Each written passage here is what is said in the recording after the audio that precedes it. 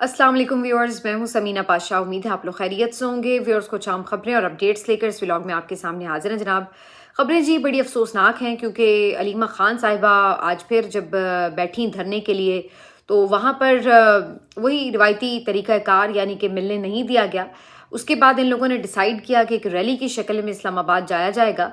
लेकिन उसके बाद इस रैली के साथ क्या हुआ और एक दफ़ा फिर से फस्तायत की कौन सी नई दास्तानें रकम हुई हैं, तमाम चीज़ें आपके सामने रखते हैं। दूसरी तरफ ईमान मज़ारी साहिबा और उनके शौहर हादी अली चट्ठा को भी गिरफ्तार करने के लिए पूरी मनसूबाबंदी थी। ये पूरा दिन और रात तो गुजर रही है तकरीबन, लेकिन सवाल ये कि ये सिलसिला कब तक जारी रहेगा जबकि निज़ाम ये फैसला कर चुका है कि इन्हें गिरफ्तार करना है। इसके ऊपर आपको तफसील बताते हैं कि उनकी बचत कैसे हुई। इसके साथ साथ आज ये भी बात करेंगे कि शफ़ी जान जो सूबाई वज़ीर इत्तलात हैं इसके खैबर पख्तूनख्वा के, उनसे एक बहुत ही घटिया सवाल किया गया और ये तमाम चीज़ें करने का मकसद क्या नज़र आ रहा है, इसके ऊपर भी बात होगी। काफ़ी कुछ है इस व्लॉग में। आपसे रिक्वेस्ट है कि चैनल को सब्सक्राइब कर लें अगर अभी तक सब्सक्राइब नहीं किया। तो जैसे मैंने कहा कि सबसे पहले बात करते हैं कि अडयाला के बाहर क्या फस्तायत हुई। सूरत हाल बड़ी गंभीर है जी। अब तो ऐसा लग रहा है कि पहले थोड़ी बहुत शर्म कर लेते थे, थोड़ा बहुत कोई लिहाज हो जाता है, लेकिन अब ऐसा लगता है कि इस चीज़ की कोई फिक्र नहीं रह गई है। और हमेशा की तरह मंगल का रोज़ बहनें पहुंची, उन्हें दूर नाकों पर रोका गया। तो इस दफ़ा उन्होंने जिस गोरखपुर नाके पर आमतौर पर ये लोग धरना दिया करते हैं, तो वहाँ पे भी धरना नहीं देने दे रहे थे, तो उन्होंने दूसरी साइड की तरफ धरना दिया जो कि मेरा ख्याल है डीएचए की रोड के करीब पड़ता है। और वहाँ पर ये लोग धरना देकर बैठे। वहाँ पर इन्होंने कुरान ख़वानी भी की, दुआ भी की। काफ़ी तादाद थी शाम तक और काफ़ी तादाद में पंजाब से भी लोग थे, खैबर पख्तूनख्वा से भी थे और ओवरऑल जो पिंडी इस्लामाबाद के कुछ लोग हैं वो भी शामिल थे। आज काफ़ी तादाद में टिकट होल्डर्स भी आए हुए थे। लेकिन ये तमाम तर तादाद जो है वो आमतौर पर शाम तक रहती है और उसके बाद अक्सर लोग जो हैं वो गायब होना शुरू हो जाते हैं। तो जैसे ही तादाद कम होना शुरू हुई उसके बाद अलीमा खान साहिबा और दीगर जो उनके साथ लोग मौजूद थे, जिनमें आमतौर पे वही गिने चुने लोग हैं, शाहिद खटक होते हैं, मीना खान आफरीदी होते हैं, मिर्ज़ा आफरीदी साहब काफ़ी रेगुलर अब नज़र आ रहे हैं डाला के बाहर, सलमान अकरम राजा साहब होते हैं, कुछ टिकट होल्डर्स मज़ीद होते हैं, बाकी ख़वातीन होती हैं जिनमें तैयबा राजा हैं, सिमाबिया ताहिर हैं, ये तमाम लोग दिखाई दे रहे होते हैं। तो जनरली यही लोग जो है वो आपको वहाँ पर नज़र आ रहे हैं। अच्छा, जैसे ही ये लोग सोचते हैं कि जी अब यहाँ से हमने बैठने तो इन्होंने नहीं देना, रात गए डंडे खाकर पानी फेंक कर इन्होंने उठाना ही है। तो इस पूरी जो हमने अभी तक की यानी वहाँ पे धरना देकर एक एहतजाज रिकॉर्ड कराया, रेजिस्टेंस शो की है, इसको हम थोड़ा सा रैली की शक्ल में बदलते हैं और तय किया गया कि इस्लामाबाद तक एक रैली की सूरत में जाया जाए और यहाँ से धरना ख़त्म कर दिया जाए। अब बज़ाहिर वो लोग सिर्फ आपका ही फ़ायदा कर रहे हैं, मतलब पुलिस वालों को इन दी एंड तो इसी बात की तकलीफ होती थी कि जी धरना क्यों रात गए दे के बैठे हुए हैं।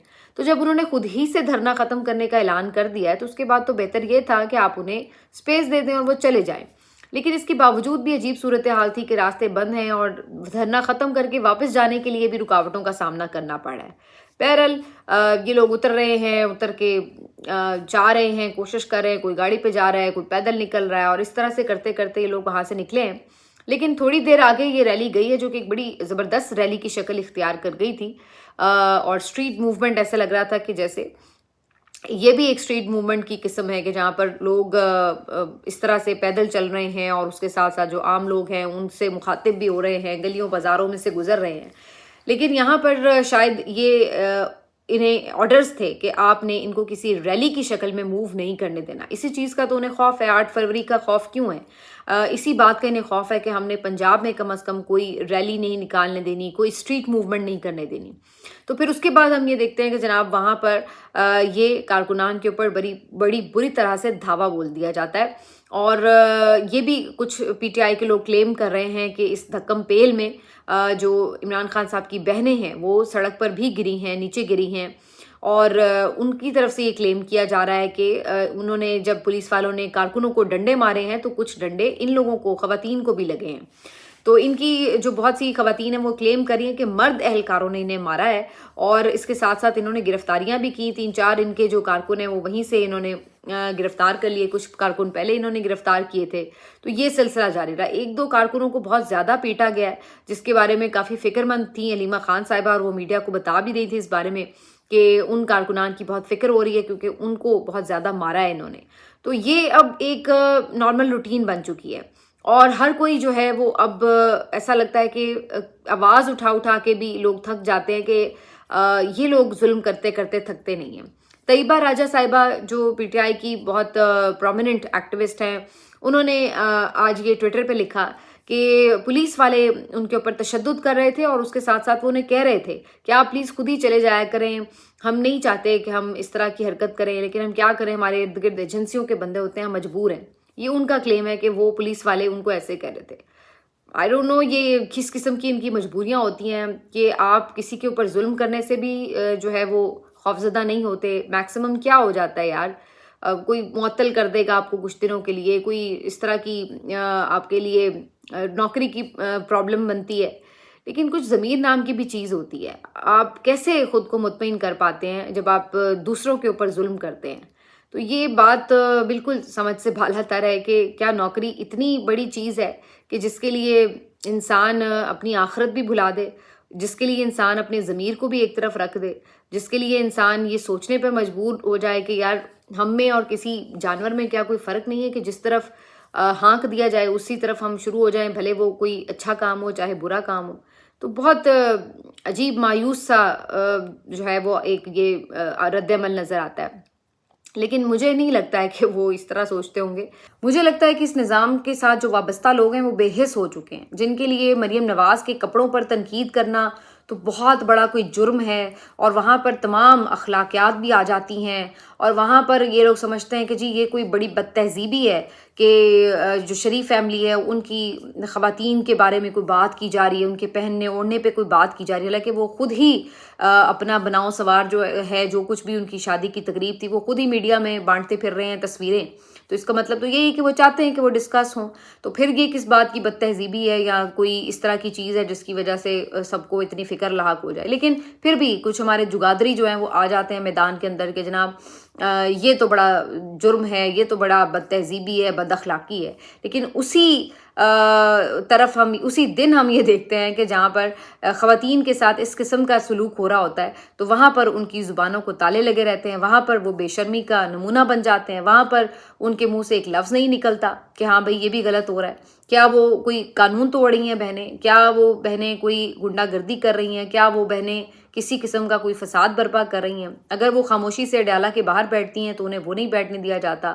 اگر وہ کوئی خاموشی سے دھرنا ختم کر کے ایک ریلی کی صورت میں گھر جانا چاہتی ہیں تو انہیں وہ نہیں جانے دیا جا رہا. مسئلہ کیا ہے؟ یہ چاہتے ہیں کہ یہ گھر بیٹھ جائیں اور کوئی عمران خان کے لیے باہر جو ہے وہ ڈیالہ کے نہ آئے. یہ ان کا ایک سیدھا سا مطالبہ ہے ان سے. جبکہ اگر اس معاملے کو حل کرنا ہو تو بڑا آسان ہے کہ آپ ان کی ملاقات کرا دیں اور اس کے بعد آپ جو بھی ظاہری سی بات ہے جب ملاقات ہی ہو جائے گی تو وہاں بیٹھنے کا یا کسی ریلی کا کوئی جواز نہیں رہے گا. لیکن وہ کام انہوں نے کرنا نہیں ہے. اب اس کی وجہ یہ جو مرضی بتائیں، کچھ احتجاج کا انہیں ڈر ہے یا عمران خان صاحب کی گفتگو جو ہے وہ برداشت نہیں ہو رہی ہے. تو جو بھی اس کی وجوہات ہو، اس کا مطلب تو یہ کہ وہ پھر اندر بیٹھا بھی آپ پہ بھاری ہے، جس کی وجہ سے اس کے ٹویٹ سے، اس کی گفتگو سے آپ لوگوں کو اتنی پریشانی لاحق ہو جاتی ہے. لیکن ان تمام چیزوں سے زیادہ میں تو اس بات پہ حیران ہوتی ہوں کہ ایسی صورتحال میں کیوں جو انسانی حقوق کے کارکن ہیں، جو انسانی حقوق کی بات کرنے والی تنظیمیں ہیں، وہ کیوں اتنی خاموش ہوتی ہیں، وہ کیوں اس کے اوپر آواز نہیں اٹھاتی. لیکن انسانی حقوق کی تنظیمیں تو ایسے لگتا ہے کہ وفات ہی پا چکی ہیں پاکستان میں. اب آپ یہ دیکھیے کہ جو اتنی آپ کی انسانی حقوق کے لیے آواز اٹھانے والی خاتون ہیں جناب ایمان مزاری صاحبہ، ان کے ساتھ جو معاملات ہو رہے ہیں اس کے اوپر ایون آپ دیکھ لیں کہ کوئی کسی کو تکلیف نہیں ہے، کوئی ہلچل نہیں مچتی. تنظیموں کی سطح پر لوگ تو بات کر رہے ہیں، جرنلسٹ ان کے ساتھ اظہار یکجہتی کر رہے ہیں، ان کے ساتھ جو وکلا کے نمائندے ہیں وہ بھی اظہار یکجہتی کر رہے ہیں. لیکن آپ اندازہ لگائیے کہ جو نام نہاد ہماری این جی اوز اور سو کالڈ ایکٹیوسٹ ہوتے ہیں وہ اس طرح کے موقعوں پر خاموش ہو جاتے ہیں. تو ایمان مزاری صاحبہ جو ہیں ان کو بھی آپ کو پتہ ہے کہ جس طرح سے ٹارگٹ کیا جا رہا ہے. ایک بھدے سے کیس میں ان کے لیے پھر گرفتاری کا انتظام موجود تھا اسلام آباد ہائی کورٹ کے باہر. وہ شام تک وہیں پر موجود رہیں. یہاں پر ان سے ملنے کے لیے اظہار یکجہتی کے لیے مصطفیٰ نواز کھوکھر صاحب بھی آئے، تحریک تحفظ آئین پاکستان کے رہنما. اس کے ساتھ ساتھ علامہ راجہ ناصر عباس صاحب بھی تشریف لائے، انہوں نے بھی ان سے اظہار یکجہتی کیا اور گفتگو کی. اسی طرح سے سینیٹر کامران مرتضیٰ صاحب جو کہ JUIF کے رہنما ہیں سینئر، ان کی طرف سے بھی اظہار یکجہتی کے لیے وہاں پہ انہوں نے بھی تشریف آوری کی، اور اس کے ساتھ ساتھ جو دیگر لوگ ہیں وہ بھی آہستہ آہستہ، سلمان اکرم راجہ صاحب بھی وہاں پہنچے، انہوں نے بھی اظہار یکجہتی کیا۔ تو کوشش کی بہت سے لوگوں نے کہ وہاں جا کر ان کے ساتھ اظہار یکجہتی، اچھا انہوں نے بیگ اپنے پیک کیے ہوئے تھے، وہ تیار تھے مینٹلی کہ اگر انہیں گرفتار کیا جاتا ہے تو ان کا سامان ساتھ ہی تیار تھا۔ لیکن وہاں پر جو واجد علی گیلانی صاحب ہیں، شاید پہلا انہوں نے کوئی اچھا کام کیا صدر بننے کے بعد، انہوں نے ان دونوں کو وہاں سے ریسکیو کیا اور کہا کہ آپ ان کے آفس آ جائیں، وہاں سے آپ کو کوئی گرفتار نہیں کرے گا۔ تو رات گئے تک، جب تک کہ میں یہ ولاگ کر رہی ہوں، وہ ان کے ساتھ ان کے آفس میں ہی موجود ہیں دونوں، اور اس کے بعد سے ان کی گرفتاری تو کوئی عمل میں نہیں آئی ابھی تک، لیکن یہ ضرور ہے کہ ظاہر ہے اگلے دن پھر انہیں پیش ہونا ہوگا، پھر سے وہی سارے معاملات ہوں گے۔ تو کہنے کا مقصد ہے کہ انہوں نے فوراً پٹیشن دائر کر دی تھی، یہ جو فضول سی بعد میں ایک FIR داخل کی گئی تھی ان کے خلاف، اس میں بھی گرفتاری نہ ہو، اس کے لیے قبل از گرفتاری جو ضمانت ہے وہ انہوں نے دائر کر دی تھی، جو کہ آج کے دن سماعت کے لیے فکس نہیں ہو سکی، اب اگلے دن تک کے لیے شاید اس کو فکس کیا جائے۔ لیکن چونکہ وہ وکیل ہیں، بہت ساری چیزوں کو سمجھتے ہیں، تو کچھ نہ کچھ وہ اپنے طرف سے کوشش ضرور کر رہے ہیں سروائیو کرنے کی، لیکن یہ بات کتنا آبویس ہے کہ کس طریقے سے انہیں ٹارگٹ کیا جا رہا ہے۔ اچھا، اس کے اوپر انہوں نے ایک انٹرویو بھی دیا ہے ابھی تو نادر بلوچ صاحب کو، تو اس میں انہوں نے کہا کہ انہیں تو باقاعدہ پچھلے سال بتا دیا گیا تھا کہ آپ کو 7 سال کی سزا ہوگی، اور پھر آپ کی اپیل بھی فکس نہیں ہوگی، اور جس طرح سے مہارنگ بلوچ صاحبہ کو جیل میں رکھا گیا ہے، نہ کوئی ان کی بیل ہوتی ہے، نہ ان کی کوئی ہیئرنگ ہوتی ہے، اور مسلسل پہلے نظر بندیاں، پھر کیس، اور کچھ اس طریقے سے کر کے انہیں تقریباً میرا خیال ہے 1 سال تو اب انہیں بھی ہونے والا ہے کہ بند کیا ہوا ہے۔ تو انہوں نے مثال انہیں دے دی تھی کہ جناب اس طریقے سے آپ کے ساتھ سچویشن ہوگی۔ تو یہی وجہ ہے کہ وہ کوشش کر رہی ہیں کہ ایک قانونی فائٹ لڑیں، لیکن گرفتاری کو اوائڈ کریں۔ لیکن بتانے کا مقصد یہ ہے کہ آپ اندازہ لگائیے کہ ڈرتے ہیں بندوقوں والے ایک نہتی ایمان مزاری سے، یہ تو ایسی ہی سچویشن لگ رہی ہے کہ ایک بہت ہی نازک سی ایمان مزاری، جو بظاہر دیکھنے میں نازک ہے لیکن ویسے تو وہ بہت ماشاءاللہ سے اسٹرانگ ہے، لیکن آپ اندازہ لگائیے کہ کس طرح حواسوں پہ سوار ہیں ان لوگوں کے، ایسے لوگ جو کہ آواز اٹھا رہے ہیں، حالانکہ وہ صرف آواز اٹھا رہے ہیں، وہ صرف بات کر رہے ہیں، ان کے پاس کوئی توپ تلواریں نہیں ہیں، ان کے پاس کوئی ایسا اسلحہ نہیں ہے جس سے کوئی خوفزدہ ہو، یا کوئی فوج نہیں ہے ان کے پیچھے، صرف آواز ہے، ان کے الفاظ ہیں، لیکن ایسے وہ تمام لوگ جو آواز اٹھاتے ہیں وہ ان کے نشانے پر ہوتے ہیں۔ تو یہی صورتحال جو ہے وہ اس وقت ایمان مزاری صاحبہ کے لیے بھی بنی ہوئی ہے۔ اس کے ساتھ ساتھ جو لوگ ان کے کیمپ میں ہوتے ہیں ان کے لیے تو پھر وارے نیارے رہتے ہیں، تو ایسے لوگوں کو پھر اسپیشل ٹاسک دے کر بھی بھیجا جاتا ہے، جن میں بہت سے ہمارے صحافی حضرات بھی ہیں جن کو اسپیشلی ایسا لگتا ہے کہ مامور کیا گیا ان کاموں پہ کہ آپ نے گھٹیا قسم کی گفتگو کرنی ہے، اشتعال دلانا ہے، کوشش کرنی ہے کانٹروورسیز پیدا ہوں، اور ایسے لوگ جو ہیں وہ آپ کو جگہ جگہ پہ نظر آتے ہیں جو کہ جان بوجھ کر اس قسم کے اشتعال انگیز سوال اٹھاتے ہیں۔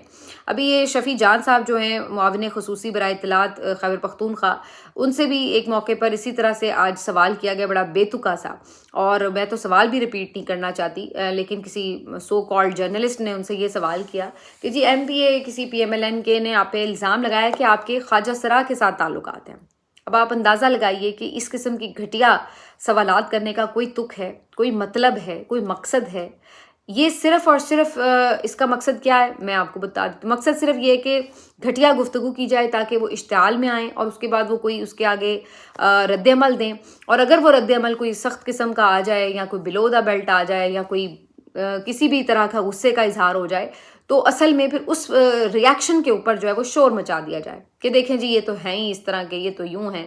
یہ پہلی حرکت مینا خان آفریدی صاحب کے ساتھ اسی طرح کی گئی، شفیع جان صاحب نے بھی ایک آدھ دفعہ اس طرح سے کوئی بات کر دی، لیکن مقصد یہی تھا کہ ماحول اس طرح کا بنا دیا جاتا ہے کہ اگلا تنگ آ کر تب کے کوئی ایسی بات کہہ دے غصے میں کہ جو یہ پھر پکڑ کر اس کے اوپر پوری کانٹروورسی بنائے۔ تو یہ اس طرح کے سوالات کا مقصد ہوتا ہے، ورنہ اس سے کون سا قوم کی خدمت ہو رہی ہے اس طرح کے گھٹیا سوالات کے اوپر۔ تو یہ جو جرنلسٹ کے نام پر کچھ بھیڑیں بھی ہمارے اس کمیونٹی میں شامل ہو چکی ہیں، انہوں نے ہم جیسے لوگوں کو بھی شرمندہ کیا ہوا ہے۔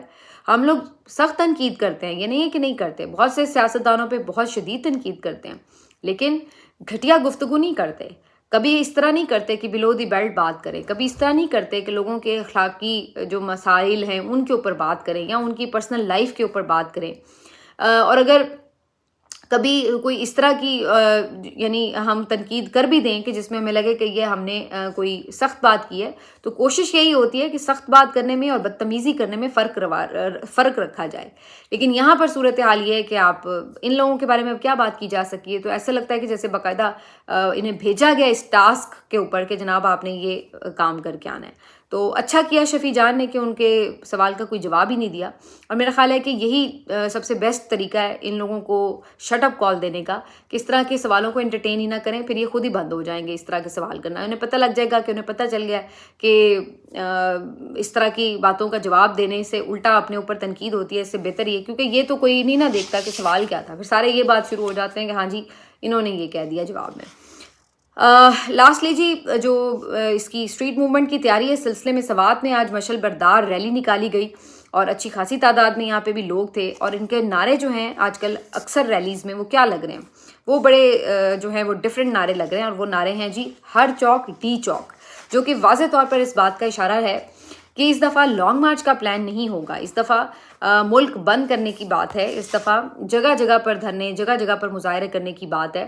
تو اس دفعہ جو بظاہر حکمت عملی نظر آ رہی ہے، یہ خود سہیل آفریدی ہوں یا باقی لوگ ہوں، تو وہ خود یہ نعرے لگوا رہے تھے کہ ہر چوک ڈی چوک. تو جس سے یہ اندازہ ہو رہا ہے کہ اس دفعہ ڈی چوک کی طرف لانگ مارچ کے بجائے یہ والی اسٹریٹجی جو ہے وہ اپنائی جائے گی. تو بہرحال یہ تو خیر مراد سعید کا شہر ہے سوات، اور یہاں پر تو ہمیشہ بڑے بڑے اجتماعات ہوئے ہیں. تو یہ مشل بردار ریلی جو ہے اس بات کا ثبوت تھی کہ اسٹریٹ موومنٹ کے لیے ایک پورا ماحول بن چکا ہے. لیکن ایسا لگ رہا ہے کہ اس کا جو بار ہے وہ بھی زیادہ سہیل آفریدی کو اٹھانا پڑے گا.